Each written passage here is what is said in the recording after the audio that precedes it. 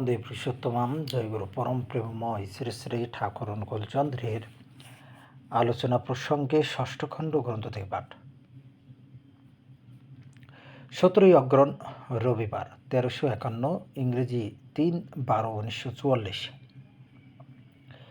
শ্রী শ্রী ঠাকুর বিকালে মাতৃমন্দিরের পিছন দিকে বকুল গাছটির পাশে একখানি বেঞ্চিতে এসে বসেছেন বীরেন্দা ভট্টাচার্য, শশধরদা সরকার, উমাদা বাগচি, প্রবোদদা বাগচি, ভূপেশদা দত্ত, হারান ভাই চক্রবর্তী, জিতেন ভাই দলুই, অক্ষয়দা দেব, শরৎদা ঘোষ, যোগেন্দা সরকার, মহিমদা দে, হিমাঙ্গদা দাশগুপ্ত, প্রভাসদা চৌধুরী, মানিকদা মৈত্র, হেমদা মুন্সি, মঙ্গলদা বসু, হরেন্দা বসু, জ্যোতিষদা কর, শরৎদা সেন, অপূর্বদা মুখোপাধ্যায়, মনমোহনদা সরকার, রামশঙ্করদা সিং, জগদীশদা শ্রীবাস্তব, সরুজুদা সিং প্রভৃতি অনেকেই উপস্থিত আছেন। মায়েদের মধ্যেও অনেকে আছেন। শীতের দিনে বেলা শেষে সবাই আনন্দে ইষ্ট সঙ্গ করছেন। এমন সময় শেরপুরের খগেন ভাই মালাকর আসলেন। খগেন ভাই প্রণাম করার পর শ্রী ঠাকুর সস্নেহে বললেন, খবর কি বল দেখি। আমি ভালো খবরের আশায় হা পিত্তেশ করে বসে থাকি। তোদের দেখলেই মনে হয় ভালো খবর পাবো। খগেন ভাই একটু ইতস্তত করছিলেন, তাই দেখে আর একজন বললেন, খগেন ভাই বলেছে শেরপুরের সৎসঙ্গীরা নির্জীব হয়ে পড়েছে, কাজকর্ম এগুচ্ছে না। শ্রী ঠাকুর, ও নিজেই ঠান্ডা মেরে গেছে, তাই অমন হয়েছে। এখনই যদি ও ফেদে দাঁড়ায়, ওর গুলো দীপ্তি যদি আবার ফিরে আসে, ও একাই সবাইকে নাচিয়ে তুলতে পারে। খগেন, ঠাকুর, অনেক অসুবিধা আছে। সহকর্মীদের কেউ যদি শত জাগ্রত না হয় তাহলে মুশকিল। শ্রী ঠাকুর উদ্দীপ্ত ভঙ্গিতে হাতখানি নেড়ে, ও কিছু না, তোমার চারিদিকে সাড়াশীল লোক আছে, তবে সবাই ম্যাগনেট চুম্বক নয়। ম্যাগনেট চুম্বক থাকে এক একটা। তুমি নিজে প্লাবনের মতো সবার চেতনার উপর আষাঢ় খেয়ে পড়ো, তাদের ভাসিয়ে দাও, প্লাবিত করে দাও, ইষ্ট নেশায় মাতাল করে তোলো, নিজে ঝড়ের বেগে ছুটতে শুরু করো, চলো, চালাও। তোমার দুর্নিবার চলার ঘূর্ণিতে পড়ে সবাই মোবাইল চলচ্ছিল হয়ে উঠবে। যারা মোটাইল শত চলচ্ছিল হবার, তারা এই ধাক্কায় মোটাইল শত চলচ্ছিল হয়ে যাবে। তোমার নিজের উপর নির্ভর করে সব কিছু। খাটো না খাটলে কি কিছু হয়? ধান চাষের জন্য কত খাটো, আর মানুষের চাষের জন্য খাটতে হবে না? এই একটুখানির মধ্যে মন থেকে তীব্র তরতরে শরীরও চাঙ্গা হয়ে ওঠে। জীবনটাকে যদি উপভোগ করতে চাও, তবে মানুষ হবার সাধনায়, মানুষকে মানুষ করে তোলবার সাধনায় নিজেকে উৎসর্গ করে দাও, নইলে প্রবৃত্তি স্বাচ্ছন্দ্য জীবনের কোনো দাম নেই। ইষ্টকে নিয়ে বহুর জীবনে ব্যপ্ত হয়ে পড়ো। এভাবে চললে দেখবে পরে এ কাজ বাদ দিয়ে কিছুতেই স্বস্তি পাবে না। আর তোমাদের কাজের একটা দিকে বড় খাটতে আসে। এলিট বিশিষ্টদের মধ্যে অ্যাডহেরেন্ট অনুরাগী বেশি না থাকাতে এত লোক যে ইনিশিয়েটেড দীক্ষিত হয়েছে, তাদের চালাবার লোক নেই।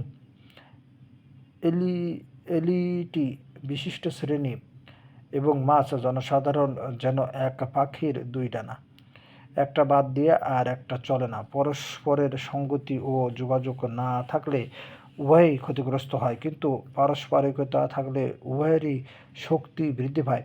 এখন তুমি নিজে এবং আর যে পারো এলিটি বিশিষ্টদের মধ্যে ওয়ার্ক কাজ করো, আর একদল যেমন করেছে তেমনি করুক। মাছ জনসাধারণকে উৎসাহদীপ্ত করে লক্ষ্য পানে পরিচালিত করবার মতো এলিট বিশিষ্ট শ্রেণী তাদের পাশে এসে দাঁড়ালে দেখতে পাবে এদের কি জেল্লা, তোমাদের কি অপরিমেয় দুর্জয় শক্তি। খগেন, কাজের পথে সাহায্য করবার লোক পাওয়া যাক বা না যাক, অসুবিধা সৃষ্টি করবার মতো লোকের অভাব নেই, আর বাইরের বাধা থেকে ভিতরের বাধাই বেশি।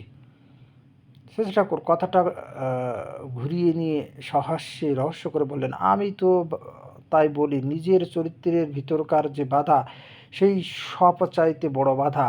বাধায় কাবু হওয়ার মতো দুর্বলতা যদি আমার না থাকে, তাহলে বাধাই আমার কি করতে পারে?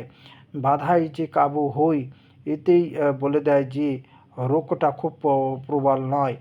রোগের মতো রোগ থাকলে বাধার উপর দিয়ে তা ঠেলে ওঠে। এক ফোঁটা তেলের মধ্যে যদি এক কলসি জল ঢেলে দাও, তাহলে ওই এক ফোঁটা তেলই এক কলসি জল ছাপিয়ে উপরে ভেসে ওঠে। তেলের ধর্মই হলো অমন্তর। আর দোষ দর্শন ভালো নয়। দোষ যদি থাকে, তা ইলিমিনেটি অপসারণ করবার, নিরাকরণ করবার। দোষ দেখে দুষ্ট হয়ে লাভ নেই। গীতায় আছে, সহজং কর্ম কন্তেও সদর্শমপীন ত্যাজেত সর্বারম্ভাহি দোষেন ধূমেনা গিন্নিরি বাবিতাহ। হে কন্তেয়, স্বভাব বিহিত কর্ম দোষযুক্ত হইলেও ত্যাগ করিবে না। যেহেতু সকল কর্মই সহজাত ধূমে ব্যাপ্ত অগ্নির ন্যায় দোষে আবৃত। আগুনের সঙ্গে ধুমো থাকেই, কেবল ধুমোটা যদি দেখি, আগুনটা যদি চোখে না পড়ে, ধুমোই সব অন্ধকার হয়ে যাবে। ধুমো কমাতে হবে, কিন্তু তার একমাত্র উপায় আগুন বাড়ানো। আগুন নিভিয়ে দিয়ে যেন ধুমো কমাতে না যায়। কাজের ব্যাপারেও তেমনি। কাজে ত্রুটি গলিতে যাই থাক, কাজ করতে করতে সেগুলি কারেক্টেড, সংশুদ্ধ হয়। তাই পজিটিভ বাস্তব কাজ বাড়ানোর দিকে নজর দিতে হয়। সামান্য দোষ ত্রুটিতে ঘাবড়ে যেতে নাই। কর্নেওয়ালাই ভুল করে, নিষ্ক্রিয় সমালোচক কাজ করে না বলেই বুঝতে পারে না। সে নিজেই যদি কাজে নামতো, পরিস্থিতির চাপে পড়ে কি করত, তাই সে ডিটারমেন্টাল ক্রিটিসিজম, ক্ষতিকর সমালোচনা করবার অবকাশ পায়। অবশ্য পরিপূরণী আত্মসমালোচনা ও আত্মসংশোধন তাই বলে বাদ দিতে রায়। মানুষ প্রশংসায় চাই, প্রশংসা পেলে ভালো লাগে, কাজে উৎসাহ বাড়ে। তাই যার যতটুকু প্রশংসা ন্যায্য প্রাপ্য, তা দিতে কুণ্ঠিত হও না। প্রত্যেকের বাড়তির পথে যেভাবে যতটুকু পারো সেন্য দৃষ্টিতে যোগান দিয়ে চলো। এটাকেই নিজের পরম স্বার্থ বলে গণ্য করো, কিন্তু লোকের কাছ থেকে তিক্ত সমালোচনার জন্য প্রস্তুত থেকো। কেউ কোনো ক্রুল রিমার্ক, নিষ্ঠুর মন্তব্য করলে চটে যেও না বা দুঃখিত হও না। ভেবে দেখো তার ভিতর সত্য কিছু আছে কিনা, এবং যদি বুঝতে পারো যে নিজের কোনো ত্রুটি আছে, তাহলে তা সংশোধন করতে চেষ্টা করো। আর যদি বোঝো সে অশুভবশত অমন্তর বলেছে, তাহলে নীরবে প্রীতির সঙ্গে সহ্য করো। সম্ভব হলে কৌশলে তোমার প্রতি তার অসূয়ার অপনোদন করতে যত্নবান থেকো। পরিবেশের প্রতিকূলতা বলে দেয় তোমার আরও কতখানি ইকুইপড, প্রস্তুত ও রিসোর্সফুল, সংগতিশীল হওয়া লাগবে। আত্মনিয়ন্ত্রণকামী যে, সে দেখে দুনিয়ার প্রত্যেকেই কোনো না কোনো ভাবে তার বান্ধব। তাই দুশ্চিন্তার কোনো কারণ নেই। একই দুনিয়া, কারো কাছে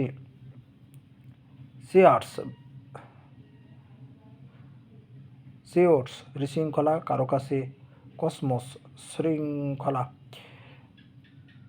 প্রকৃতি এমনি। তুমি ঠিক হলে সব ঠিক হবে, দায়িত্ব সব তোমার। এইসব কথা চলছে এমন সময় অমূল্যদার মা এসে ব্যস্ত সমস্ত হয়ে শেষে ঠাকুরকে বললেন, আমার ননদকে বানরে কামড়েছে, সে বাঁচবে না। শ্রী ঠাকুর তাড়া দিয়ে বললেন, বাঁচবে না কি রে? আগে থাকতেই রায় দিয়ে ফেললি বাঁচবে না। ওই ধরনের কথাই ভালো নয়। ওতে মানুষের চেষ্টার প্রবৃত্তি স্তব্ধ হয়ে যায়। যা ডাক্তারকে নিয়ে যে দেখাগা, পাগল আর কি। অমূল্যদার মা শ্রী ঠাকুরের কথায় সাহস সঞ্চয় করে চলে গেলেন। যাবার বেলা শ্রী ঠাকুর বললেন, ডাক্তার যা যা বলে সেই মতো ব্যবস্থা করে তাড়াতাড়ি সুস্থ করে তুলবি, বুঝলি তো? অমূল্যদার মা, হ্যাঁ। এরপর খগন ভাই বললেন, শেরপুরে সব অর্গানাইজেশন সংস্থা কোঅপারেট সহযোগিতা করে রিলিফ ওয়ার্ক সেবা কার্য করছে। এ প্রসঙ্গে আমার জিজ্ঞাস্য, আমরা অন্যান্য অর্গানাইজেশন সংস্থা এর সঙ্গে কোঅপারেট সহযোগিতা করতে পারি কিনা?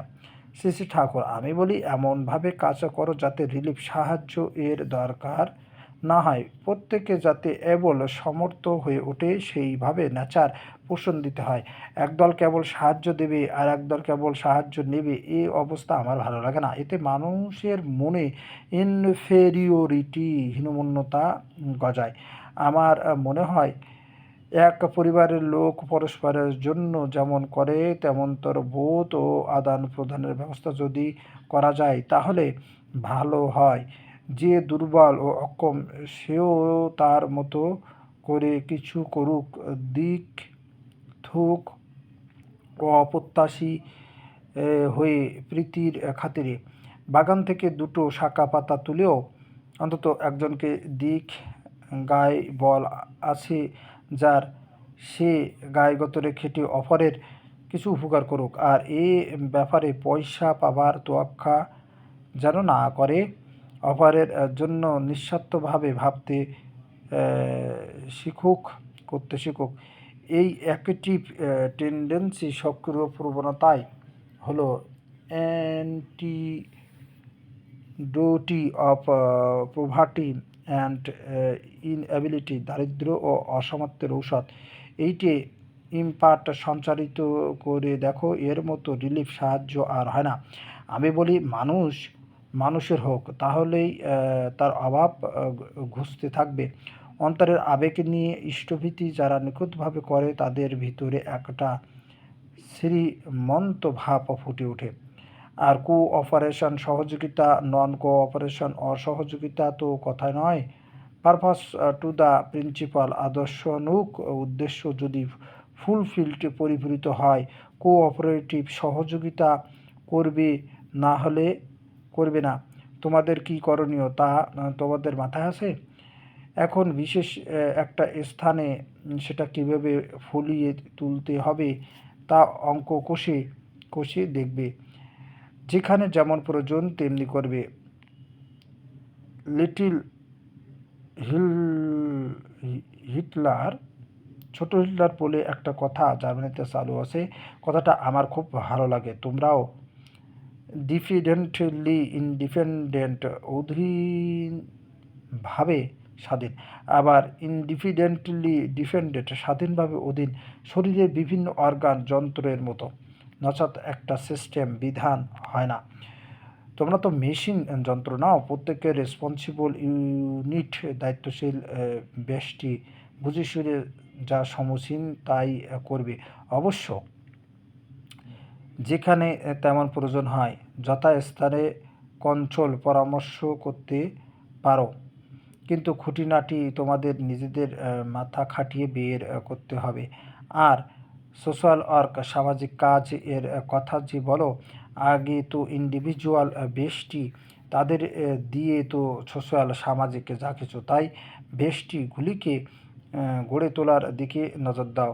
আমি বলি যে যে গ্রুপ গুচ্ছ এর লোক হোক না কেন, কাউকেই তোমরা ফুলফিলিং পুষ পরিপূরণী প্রণোদনা দিতে বাদ দেবে না। অর্থাৎ যাজন সবার কাছেই করবে, যে যা নিয়েই থাক। যদি তোমরা কোথাও কোনো কাজ অন্যের সঙ্গে কোঅপারেটিভ সহযোগিতা করো, দেখো কোনো ক্রমেই যেন তোমাদের দাঁড়া থেকে বিচ্যুত না হও, বরং তোমাদের পরিপূরণী প্রতিভা সেখানে এমনভাবে আত্মপ্রকাশ করুক যার ফলে সংশ্লিষ্ট প্রত্যেকে উদ্ভাসিত ও উদ্বেলিত হয়ে পরম কৃতজ্ঞ হৃদয়ে তোমাদের দাঁড়িয়ে নিজেদের লাভবান মনে করে।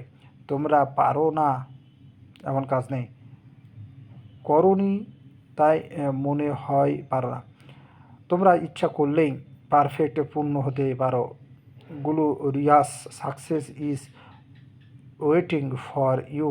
গৌরবজনক সাফল্য তোমাদের জন্য অপেক্ষা করছে যদি বিহিতভাবে করো পারবে। এখন চাই শুধু যদি টুকুর নিরসন। It is not too late. এখনও সময় পার হয়ে যায়নি। এখনও যদি তোমরা ঠিকভাবে চলতে শুরু করো, 1 পা চললে 25 পা চলার ফল পাবে, কিন্তু অন্যের পক্ষে 50 পা চললেও 25 পা চলার ফল পাওয়া সুদুষ্কর। কারণ যে পথে তোমাদের চলা সে পথ ইষ্ট, কৃষ্টি, ধর্ম, শাস্ত্র ও বিজ্ঞান অনুমোদিত চিরন্তন রাজপথ। তাই গীতায় আছে, স্বল্প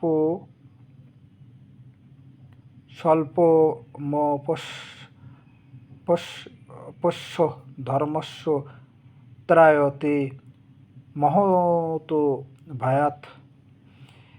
একটু থেমে অপূর্ব চোখের চাহনি নিয়ে বলেন, শের পুরেই এমন ঢেউ তোলো যার ঠেলা সুমেরু থেকে কুমেরু পর্যন্ত টের পায়।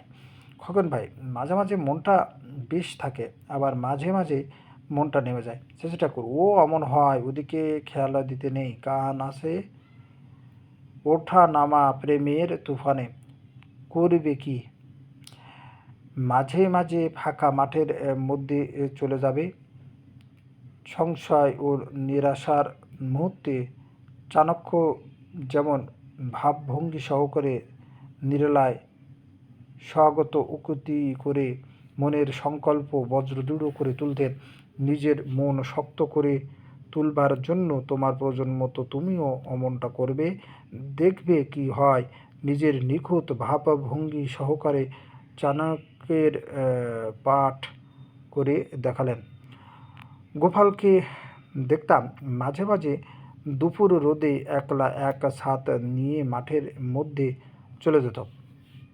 একলা একলা কী বলতো, কী করতো। বিকালে যখন ফিরে আসতো তখন তার অন্য চেহারা, চোখটা ঘোলা, কপাল থেকে ঝলক ঠিকরে বেরোচ্ছে সদ্য তার যেন কি নতুন প্রাপ্তি ঘটেছে।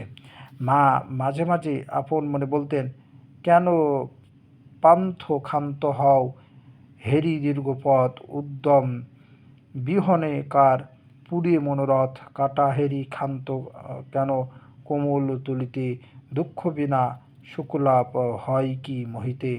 দুর্বলতার সময় সবলতা জেগে ওঠে, এমনতর কথা চালচলন আদব কায়দা মক্স করতে হয়। ইলেটিং উদ্দীপনী ধরনের কথাগুলি আমার খুব ভালো লাগে, মনেও থাকে। রিজিয়া ফেলে নাটক দেখেছিলাম, ওর মধ্যে বিশেষ কোনো কথাই মনে নেই, কেবল মনে আছে, জানো নাকি তাতার বালক মাত্রে অঙ্ক হতে ছুটে যায়, সিংহ শিশু শনে করিবারে মল্লরণ, শানিত ছুরিকা ক্ষুদ্র ক্রীড়নক তার।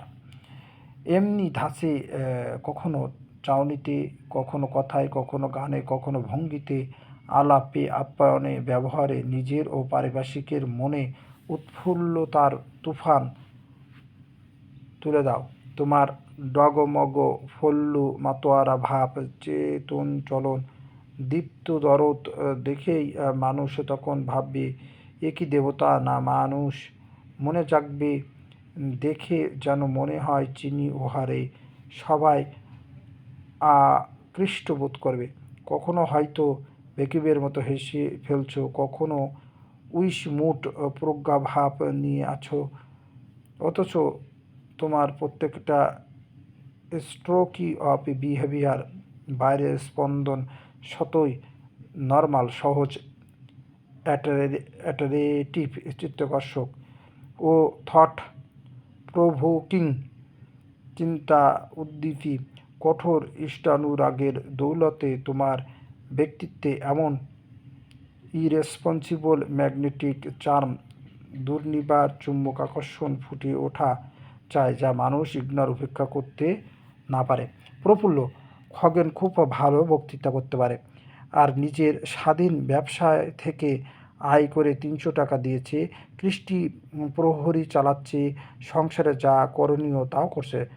শশী ঠাকুর: অতটুকু কি হবে? ও যদি কাত করতে চায় দুনিয়াটা কাত হবে, সোজা করতে চাইলে দুনিয়াটা সোজা হয়ে দাঁড়াবে। হাতের ভঙ্গি সহকারে দেখালেন, এতখানি হওয়া চাই। অবশ্য তা ইষ্টার্থে, নিজের স্বার্থ বা খেয়ালের জন্য নয়। আর ৩০০ টাকা কিংবা কৃষ্টি প্রহরী কতটুকু ব্যাপার। আমি চাই ফাউন্টেন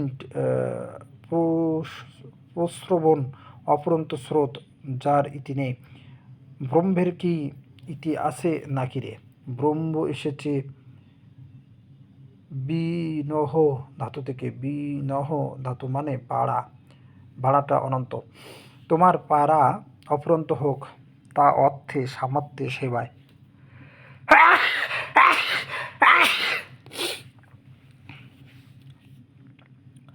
সব দিক দিয়ে।